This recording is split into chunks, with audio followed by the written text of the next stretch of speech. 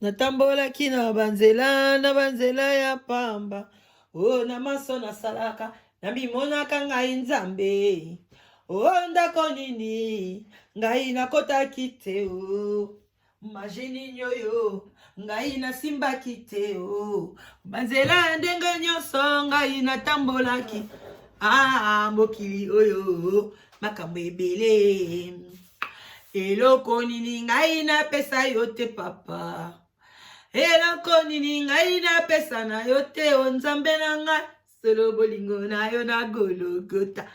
Eh ben bonsoir, ben bonjour, ben bonsoir, ben bonjour. Ça dépend l'heure à laquelle vous allez suivre votre humble servante, la danoise qui vient toujours devant vous pour décortiquer, hein, pour parler, pour conseiller. Voilà, je suis là, je viens, ça fait un peu longtemps.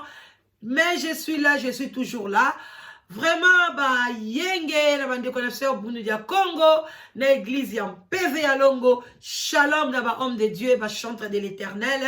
Bonjour, baré, bonjour, na ba bonne na biso nyonso, ya sous les baobas, na ya live together. Vraiment, bah, bonjour, bah, bon week-end,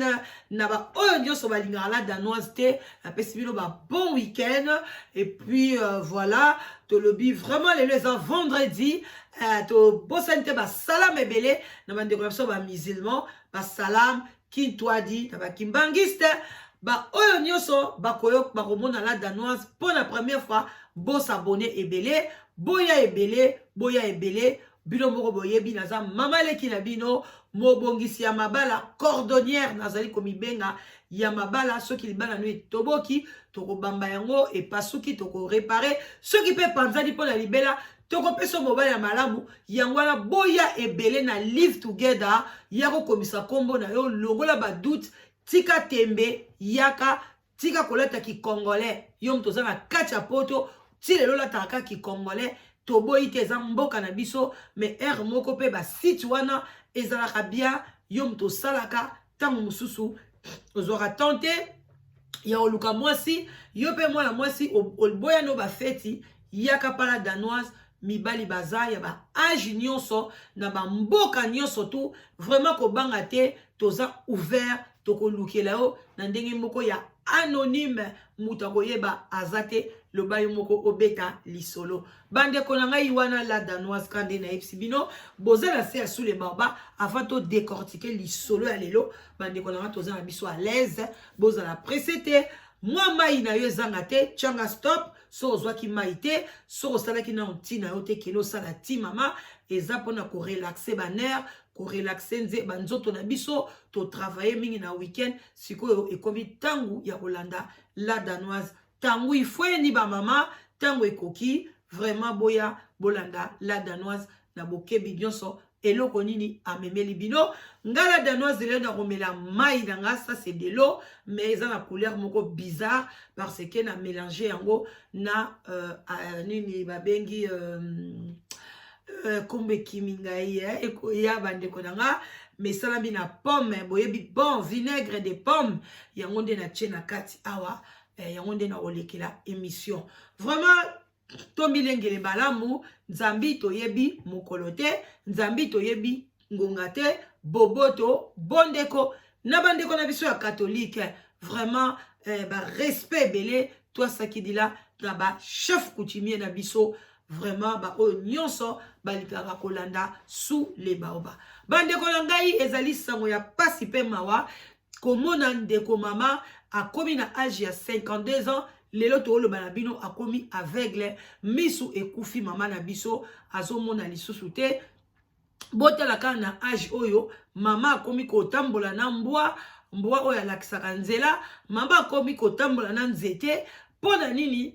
nyonso wana ezali ba conséquences ba makambo etali ba bolingo oyo ezali ba mal ba bolingo moko ya mabe ba mibali moko ya mitema mabe donc oyo esali ke lelo mama na biso akoma aveugle bande kona ngai vraiment to bandela akomi aveugle ndenge nini mama na biso azalaki mama moko tangu azokola mama malamu asepelaki akene na couvent ya ba ma sœur donc azalaki aza ex-sœur na kati ya Katanga oyo biso toyebaki to bale kobenga mingi na kati ya Lubumbashi Donc papa na biso pe yepe azalaki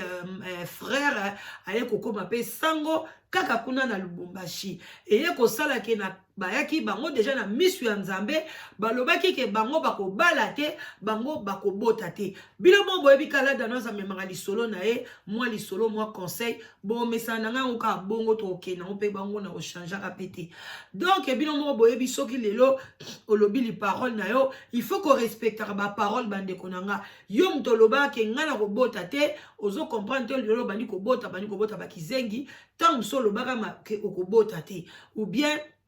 olobaka likambo ke nga na kobala na ngai te lelo bande luka libala ezoya te bande ko ba parole wana elandaka papa mama na biso papa na biso balobaki na miso ya Nzambe pe na miso ya bato ke bango baza ba ma sœur bakokufa ndenge wana papa na biso azalaki chaste ayebaki basi te mama na biso azalaki vierge ayebaki mibali te tant bakomi na couvent leur maman komi na âge ya 32 ans papa komaki na ba âge ya 40 ans bakomi na bango mwasi na mobali na kati ya couvent bakomi kobuka mibeko oyo ya couvent eye kosala ke mama komi na zemi ya liboso balongoli zemi ya mibale balongoli kaka na kati ya couvent bazali ko commettre ba ekobo makambi ya mabe eye kosala ke zemi ya misatu mama ma sœur abangaki alobi papa moi je démissionne na boaki voile na ke na famille nanga da bota kaka parce que na ya kokufa e kozala soni ba mona ke ma sœur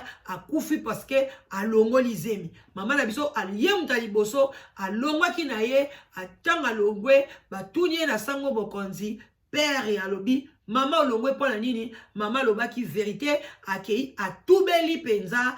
sango lobi na yo na papa bino mibale ba excommunier bango na église et puis ba pekisa bango bakoki kolia catholique bakoki kolia communion na kati ya église catholique te eye kosala pe ke mama pe bakei na bango basali ba mwasi ya boti baye kosala mariage coutumier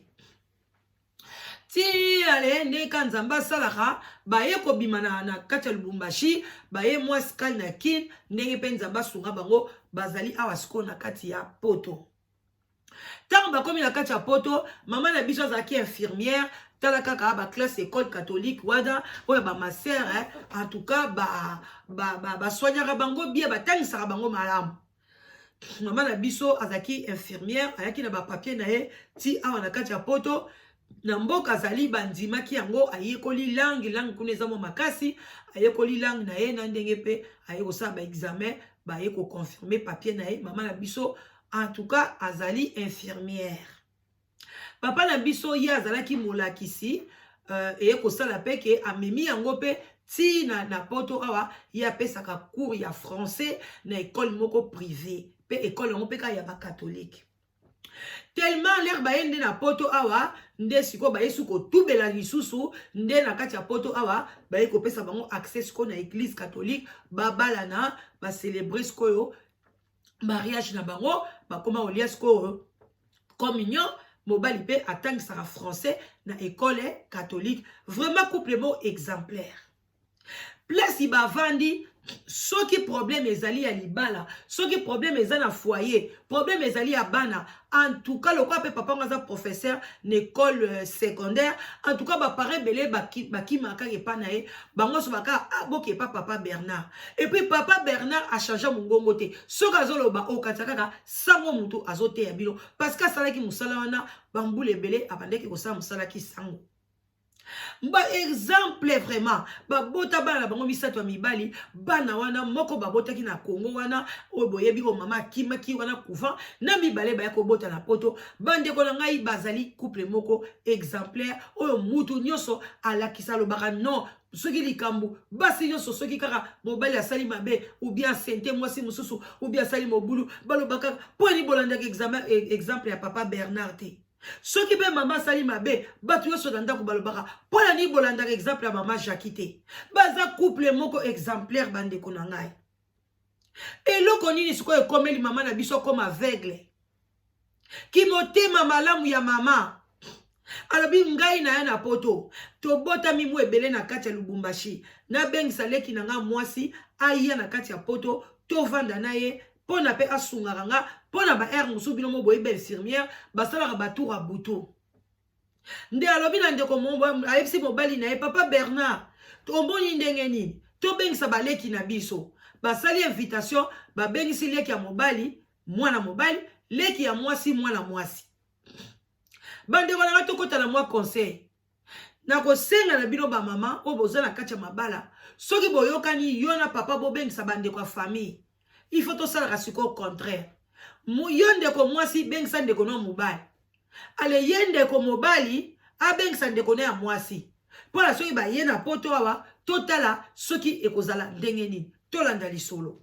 ntango bana basi wana bauti po bazwi bainvitation baye koya na kati na poto erse nini visa esili parce que bayaki na biti te bazonga il fallait basala masolo basenga asile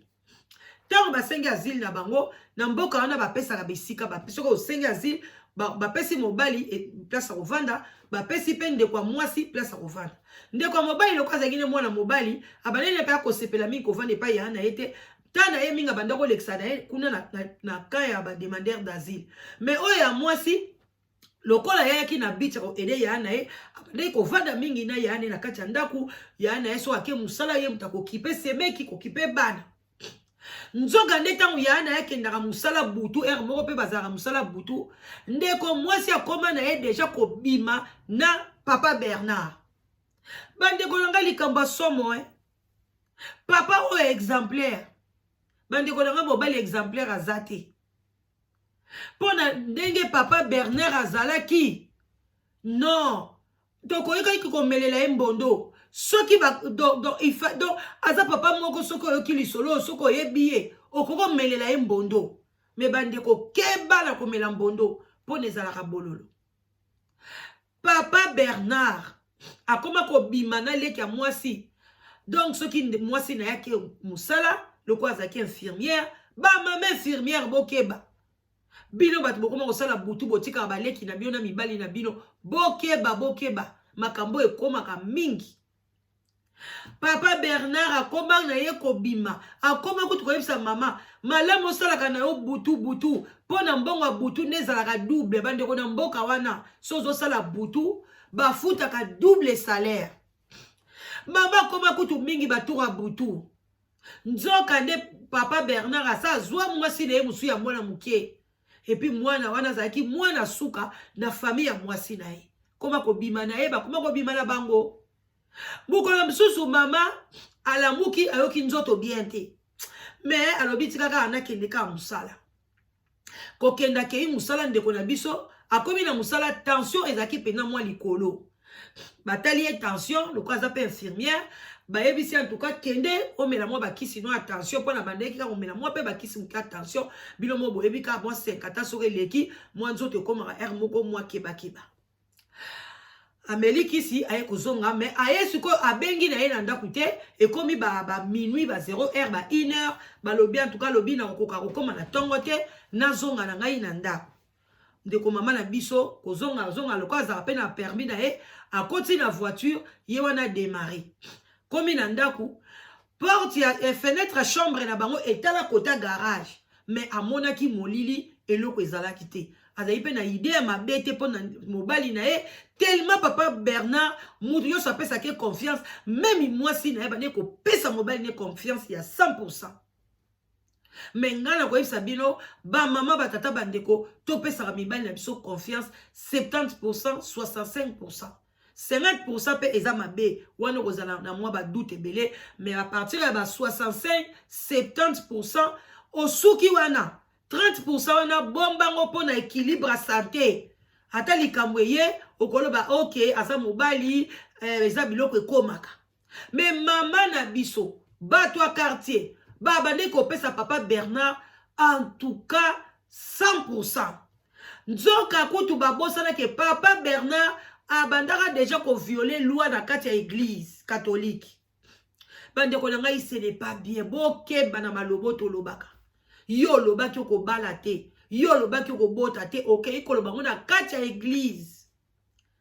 Vraiment bande ko nanga bota la makambe komeli bango. To landa. To mela mwa muke pona ko apaiser ba tension na biso.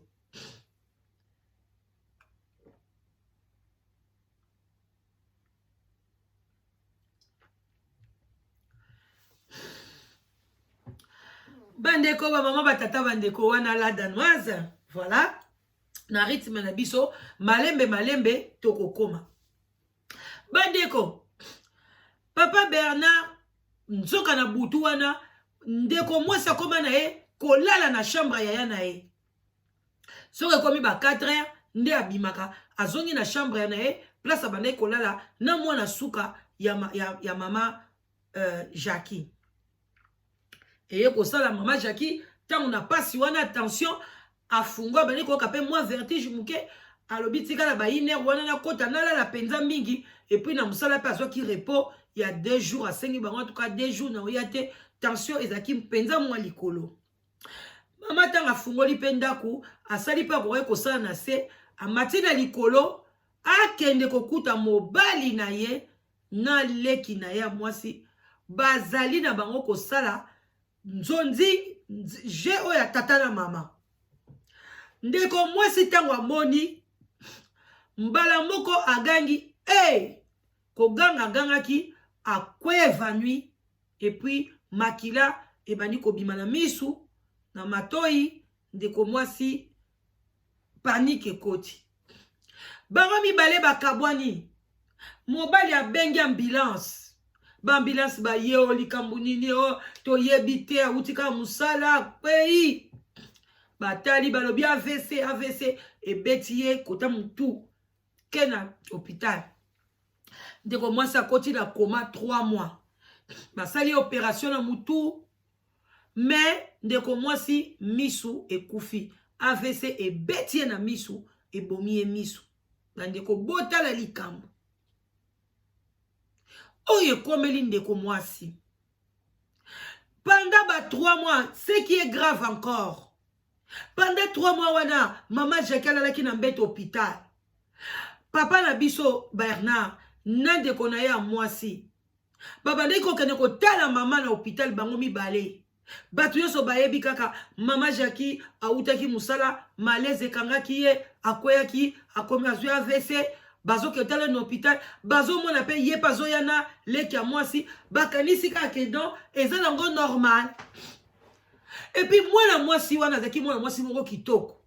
mwana mwasi moko nzoto mike mulai alekaki yana ena kitoko alekaki yana ena pembe tolobite ke basa pembe baleki basi nso na baleki basi na kitoko non na lobi kaka ndenge ndeko leki ya mwasi azalaki.